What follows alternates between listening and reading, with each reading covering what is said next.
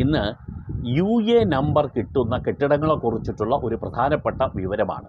കെട്ടിട നിർമ്മാണ ചട്ടവുമായി ബന്ധപ്പെട്ട ആയതുകൊണ്ട് അത് അറിയാൻ ആഗ്രഹിക്കുന്നവർ തീർച്ചയായും കാണണം. മാത്രമല്ല, ഇത്തരത്തിൽ നമ്പർ അൺഓതറൈസ്ഡ് ബിൽഡിങ്ങിന് നൽകുന്ന നമ്പർ, ആ നമ്പർ ഇപ്പോൾ ലഭിച്ചിരിക്കുന്ന ഉടമസ്ഥരും ഇത് തീർച്ചയായും പൂർണ്ണമായും കാണണം.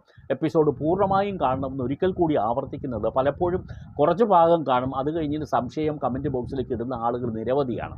പൂർണ്ണമായും കണ്ടാലേ കാര്യങ്ങൾ എന്തെങ്കിലും മനസ്സിലാവുകയുള്ളൂ. എന്തായാലും ഇതിനെ സംബന്ധിച്ച് പറയാനുള്ളൊരു കാര്യം, നമ്പർ ഇട്ടാൽ നിങ്ങൾക്ക് പറ്റുന്ന ഏറ്റവും വലിയ ട്രാജഡി എന്താണെന്ന് അറിയാമോ?